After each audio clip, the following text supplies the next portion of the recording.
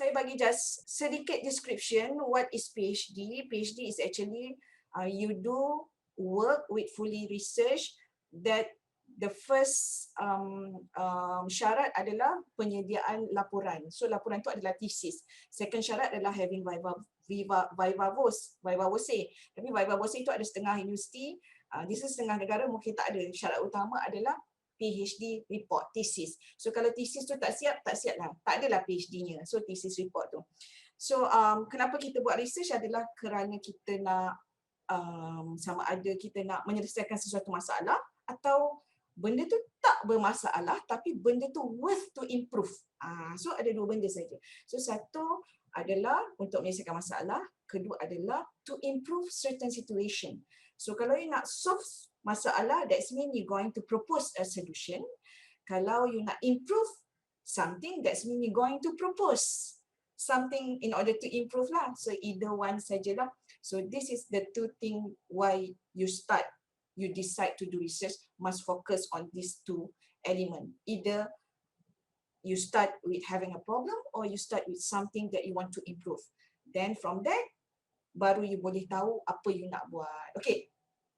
Tips yang kedua adalah bila you decide to choose any problem, any issue that need to improve, apa-apa perkara lah yang you choose tadi, sama ada problem atau issue that you want to improve, tips dia senang je. Ini bukan yang kalau buat eksperimen atau pure eksperimen, pure developing prototype, mathematical formulation, tak boleh pakai lah yang saya punya tips ni. Ini yang lebih kepada yang menggunakan data kuanti dengan kuali.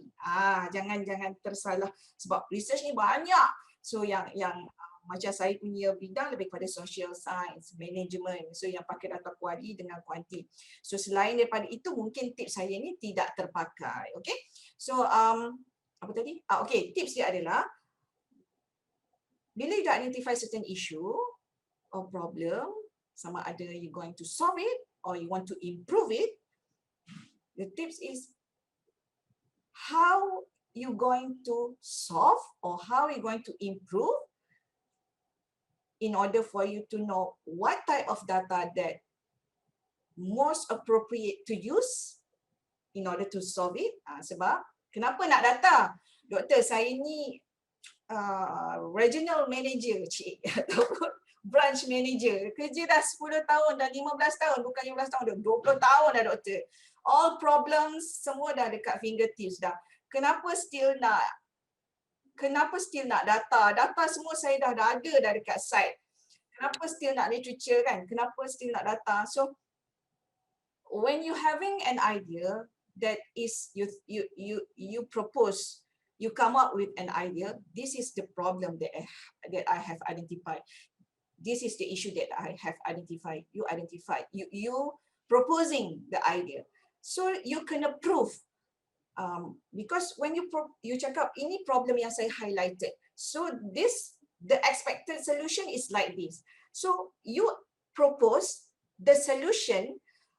Kalau solution tu tak melalui satu proses pembuktian yang jelas, the process pembuktian is data collection and data analysis. So you kena prove your solution, potential solution will have a high successful rate.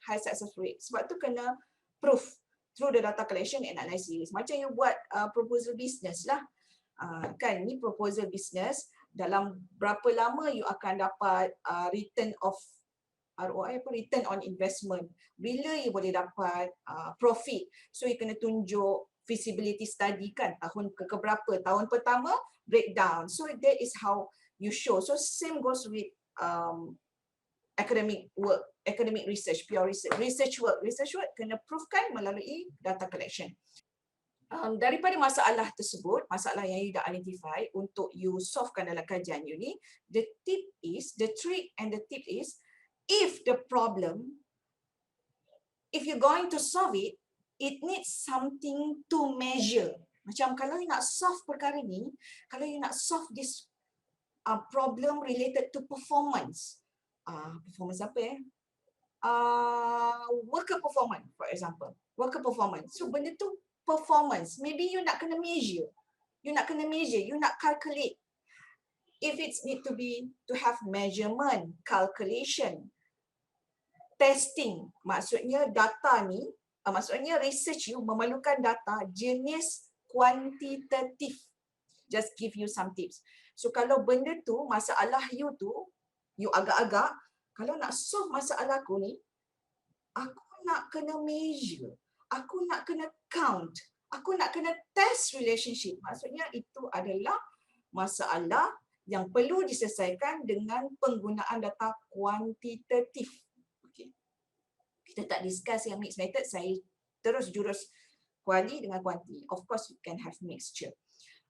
Tetapi, on the other hand, if the problem yang you identify dalam kajian you tu memerlukan pemahaman yang mendalam, memerlukan untuk you find out why this thing happen, how it's happening. You want to explore, you bukan explore sebab dia macam ni klise. Korang-korang selalu rasa, bukan korang selalu, pendidik kualitatif dia suka senang menggunakan perkataan exploration tu dengan sewenang-wenangnya. Memang nature dia exploratory, tetapi it's not like when you say exploratory, it seems like it was less weightage with kuanti. Sebenarnya tidak. Saya tak nak discuss lebih lah. Maksudnya kalau you kualitatif sekalipun, you must have actually the element of explanatory, not enough as exploratory saja. So maksudnya kalau dah problem you, masalah kajian you memerlukan untuk discover pendekatan baru, discover proses baru, to understand the reason why behind that. So discover tu explore lah kan. Sebab saya tak nak anda ada assumption that saya exploration tak cari, sebab banyak kalau PhD candidate cakap macam tu kat saya, nampak macam dia rasa macam exploratory. No. Sebab tu banyak orang kalau tak faham dan tak betul-betul mendalami ilmu kualitatif tu, you rasa senang ataupun you rasa macam alah doktor interview saja. It's not as easy as that. It has more weightage on that. That's why kalau you tak betul-betul tackle, orang akan pandang qualitative research ni lekeh. So kita tak nak that kind of thing happen. Okay, so saya ulang semula. So kalau masalah kajian you memerlukan untuk discover so many things, discover dengan lebih lanjut the process, the knowledge, whatever to discover, to understand why things happen, to understand, to look at the how does it relate. Kalau how question, dia boleh jadi kuanti dengan kuali. Kalau how to prove the relationship, that is kuanti. Tapi if you want to look at the how, in order to understand the relationship, that will be kuali. Okay, so itu sedikit tips. So sekarang ni daripada awal-awal ni sebenarnya you dah boleh agak dah boleh agak. Okay, tips nombor 3. Sekiranya you ada masalah jiwa, masalah preference, you ada preference, bukan masalah lah. Kita ada preference cara kita bekerja. Ada orang perfectionist, ada orang ala-ala tak kisah, janji siap, tak perfect pun tak apa. Faham tak? Itu nama dia cara you bekerja. So kalau you ada preference, saya ni doktor, daripada sekolah sampai sekarang, saya memang gila maths. Interview ni, observation ni saya macam tak berapa, saya macam tak percaya, tak berapa suka, saya hanya percaya number. Number give me more satisfaction. Kalau you ada that kind of preference, so from the beginning, choose the problem, choose research problem that suit your preference. Jangan pilih problem dulu, lepas tu, doktor saya tak minat statistik ni memang saya lemah. Faham tak? Saya tak suka. Saya suka kalau investigate, discover ni saya suka. Kalau you have that kind of preference, pilih masalah yang perlukan data kualitatif. Itu pesanan saya lah. Sebab pada saya bila pilih masalah, maksudnya menentukan research direction you. So it's worth, kalau saya punya pendekatan, you need to take these things, all these methods need to take into account at the beginning. when you choose a research problem ataupun something that you want to improve. Bukan dah akhir-akhir nanti barulah, okay, jangan fikir lagi. Nanti you collect data, you dah lepas proposal defense, baru you fikir. No, it's early. Sebab you nak siap GOT kan, GOT. So, apa ni? Take into account all these things, 3 things yang saya mention tadi, fikir awal-awal. Masa you pilih problem yang you decide nak buat dalam research you, because it's going to apa ni, bring you to the direction yang seterusnya. Okay, so far okay ke? Okay, itu data quali atau quanti ya. Okay, so if it's need to be measured, calculated, tested, it is quanti. It could be pure quanti, or it can have mixed method, more on the weightage of quanti. But if your problem needs something to discover more, understand better, to understand the relationship, to understand why the reason, therefore you might need to have a qualitative data, pure qualitative data, or it can be mixed method with weightage more on qualitative data. Okay, itulah maksud qualitative data. So fokus kita kat sini adalah interview question, sebab interview adalah qualitative data. Okay, qualitative data. So interview qualitative data means apa? Qualitative data means apa? Qualitative data means you collect data tu, you tak boleh masukkan formula untuk analyze. Dia perlukan manusia untuk collect data. Dia boleh perlukan manusia ataupun boleh email or you orang. Tapi still you nak interpret qualitative data, you tak boleh pakai formula. You need a human being, a person to interpret the data. So researcher is part of the instrument of data analysis. Ini saya tak nak kupas lah, ada elemen bias dan sebagainya, ada cara macam mana nak tackle bias tu. Okay, so fokus kepada interview. So interview is satu daripada banyak jenis lah, bukan jenis. Sumber data kualitatif, kita ada interview, kita ada observation, kita ada audio, video, picture, document. There's a lot of interview data. Interview data means data yang very subjective, just scattered, very subjective. You need to collect it and it needs somebody to interpret it. So itu kualitatif data. So observation tak semestinya kualitatif, dia boleh jadi kuanti atau kualitatif. Kalau observation you hanyalah checklist, tik tik tik tik tik, itu jadi kuanti, because you are counting how many people kau observe kan, macam orang tunggu kat tepi jalan raya, dia observe berapa banyak kereta lalu, tik tik tik tik, itu kuanti. Tapi kalau observation you jotting down, memoing, tulis, itu kualitatif. Okay, so whatever is subjective, cannot put formula on it, so it is menepati ciri-ciri kualitatif data. Okay, so what are they? Okay, so kualitatif data ni beza dengan questionnaire survey. Kalau questionnaire survey, dia adalah berbentuk close-ended. Close-ended maksudnya soalan dia telah disiapkan. Kalau kualitatif data ni dalam contoh interview tu soalan dia adalah approach dia bukan soalan dia. Dia adalah berbentuk open-ended. Open-ended tu maksudnya dia ada soalan je, jawapan tak ada. So kalau questionnaire survey dia close-ended, maksudnya answer given. So open-ended is open-ended is for interview, that means no answer, while close-ended means with answer. Okay, so what are they? So dalam interview kita ada 3 jenis type of interview. Okay, 3 types of interview. Kita boleh ada unstructured, semi-structured dengan structured. Semua ni sama je, soalannya berbentuk open-ended. Berbentuk open-ended, tiada jawapan disediakan. Tapi apa beza antara 3 ni lah, unstructured, semi-structured dengan structured. So ada berapa? Ada 3.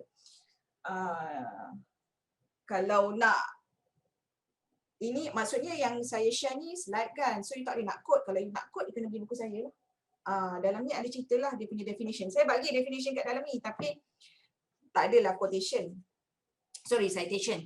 So what are they? So what is unstructured? Unstructured ni where participants free to discuss. Ini definition dia. Where participants free to say or discuss whatever they like on broad topic. Bila sesuai, nanti saya terangkan, saya baca dulu. Bila sesuai nak guna unstructured. Pilot study, exploratory work, emergent research to cover sensitive topic, to deal with diverse people or diverse group. Unstructured sesuai untuk pilot work. Kenapa? Pilot ni dia macam exploratory juga. Dan juga dia macam yang akhir tu, development of more structured interview. Dia macam gini.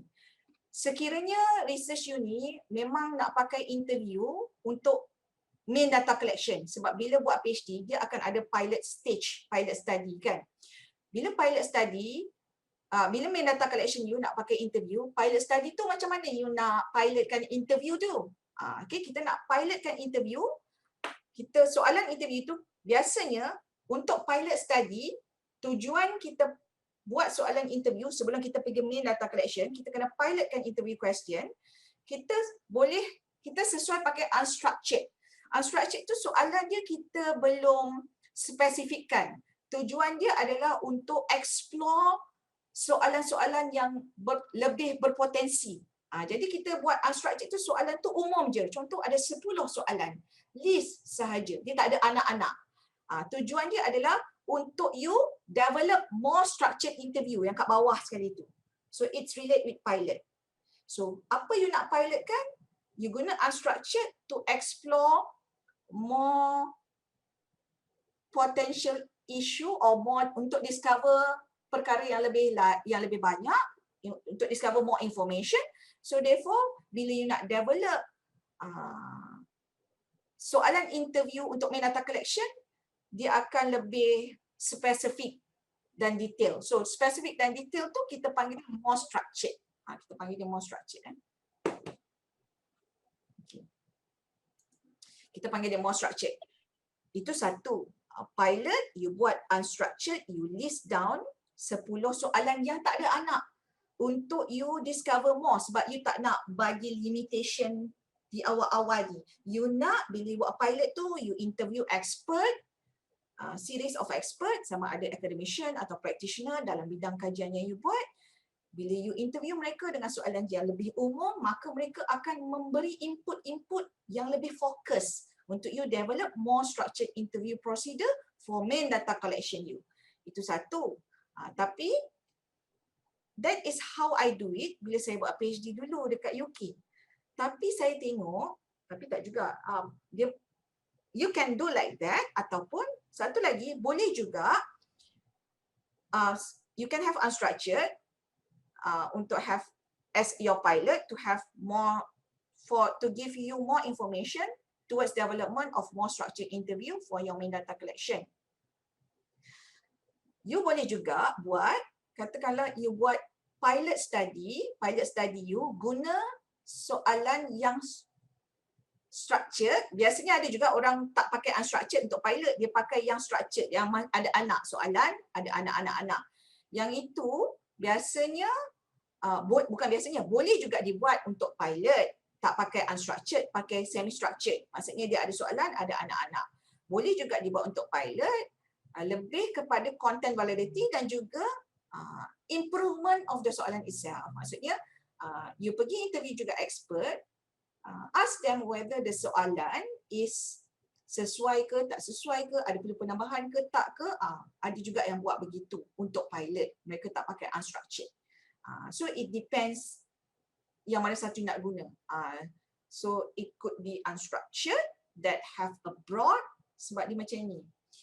Contoh dia bergantung kepada situasi. Contoh, katakanlah katakanlah dulu saya buat macam mana nak apply social enterprise in government agencies, social enterprise, okay? Social enterprise. So bawah social enterprise ni dia ada banyak cara. Social enterprise ni third sector of economy.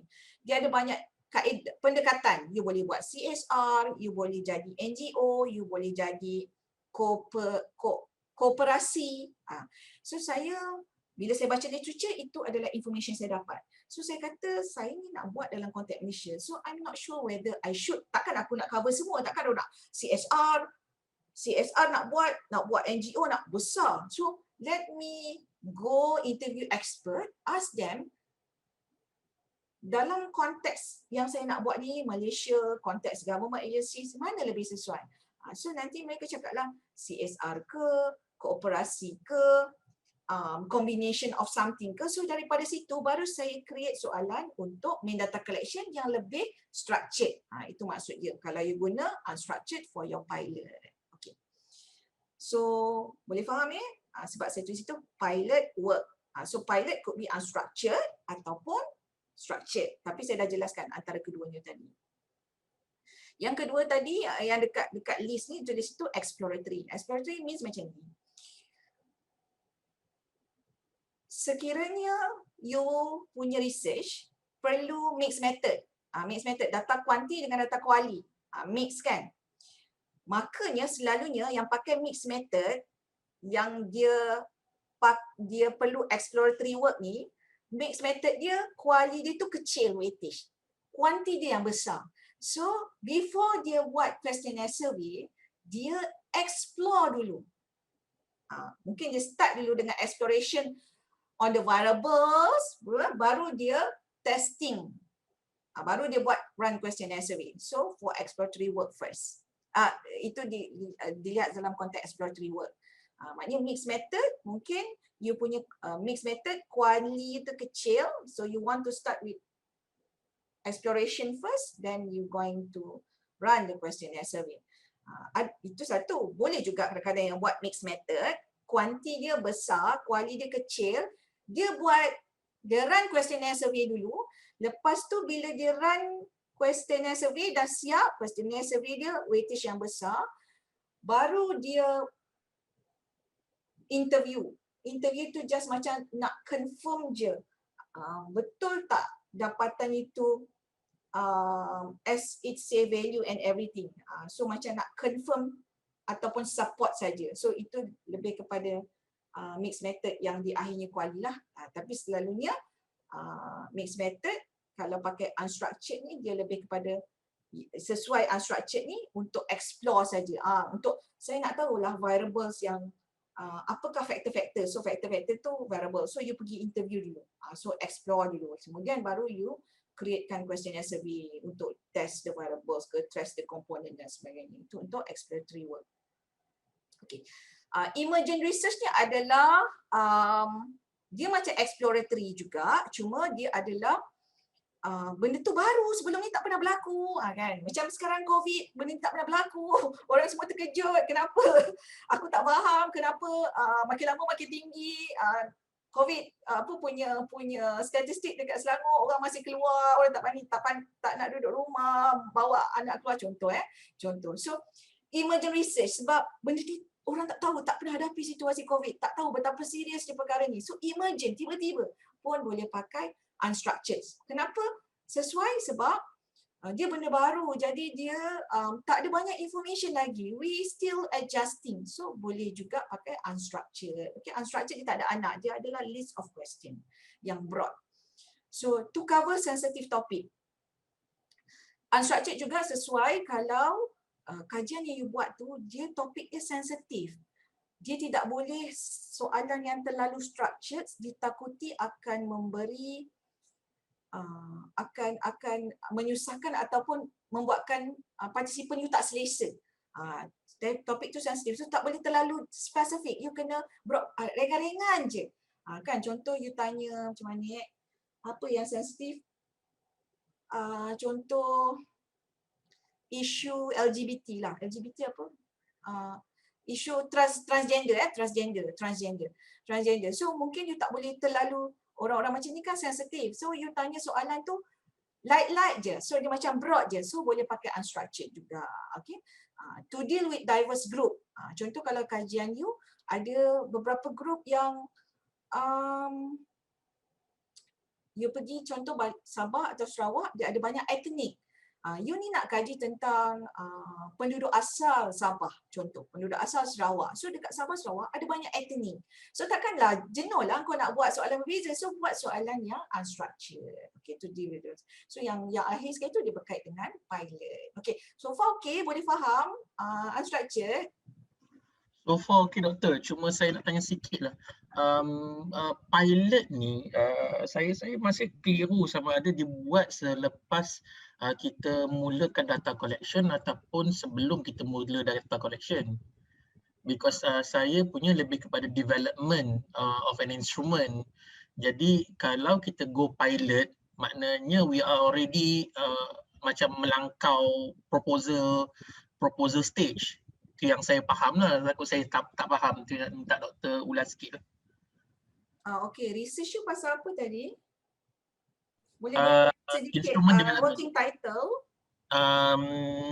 Working title, the development of a e-instrument. Nanti tweet. Okay. You rasa okey kan sebab nanti kita akan post benda ni dekat YouTube. Yes. Tajuk tu sensitif sikit. Okay, so okay tak apa. To my understanding, okay. Sebenarnya pilot stage ni, okay, saya jawab secara general dulu, kemudian saya akan jawab secara spesifik. Pilot stage ni dia adalah tujuan untuk kita try semua pada skala yang kecil dulu sebelum kita pergi the real data collection. Tetapi mungkin dalam kes Encik Daniel, saya beranggapan mungkin you nak develop some prototype, so you do have some development and then you piloting the prototype. Mungkin lah. So pilot you mungkin bukan awal sebelum data collection lah, mungkin di tengah-tengah. So because it's not the piloting for data collection, it's mungkin to piloting the software development ke, something like that. So No. Pilot yang saya maksudkan ni yang macam doktor cakap tu lah, in order to get the in-depth in-depth punya apa panggil? In-depth information. Yes, in-depth information of what is need to be improved and whatsoever lah. Kata you ada first stage tadi. Apa yang first stage tadi? First stage is analyze. Maknanya orang kata needs analysis. Needs analysis of what? Because needs analysis of apa nama the implementation of the instrument tu lah. Towards the end you're going to develop an instrument. Instrument development. Need analysis. You said the pilot will you need to have the pilot because you want to have in-depth understanding. Okay. But it is totally different with need analysis, Yep. Maknanya orang kata pilot work ni, maknanya kita the sample is that like this. Okay, kita ada form 1, form 2, form 3. There is a dipanggil sekarang ni KSSM.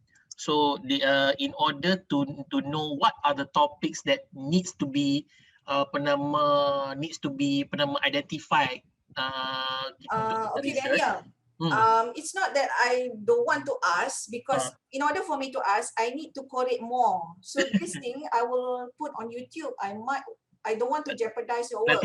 Nanti kita tembak online. So maybe we can have another session. Okay, doktor. Okay.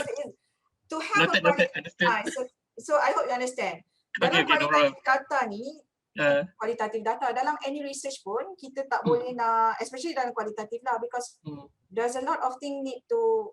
Because if I want to really advise, I need to look at what is your objective, what is your research objective, what is your purpose. Really clarify lah. So look at the holistic dulu. Okay. So you know. So, no problem. Okay. I hope you understand. Maybe boleh kita buat personal session after this, personal coaching. So, InsyaAllah. Anyway. Okay, so tadi yang saya explain pasal pilot tu. Okay. So macam saya cakap lah, kalau it is really for prototype or instrument development, so maybe pilot will be at the middle. Tapi kalau tak, selalu just before main data collection lah. Okay, so sebenarnya tak perlu sangat, sedikit tips saja. Tak payahlah takut sangat. Tengok dalam bidang you ni, dalam apa yang orang dah buat sebelum ni, dalam apa yang you buat, biasanya dia buat macam mana. So you can follow dia punya structure tu. To at least some info awal lah. Macam mana you nak which one you should start first, which one you put. So you can look at the previous scholar punya work. Okay.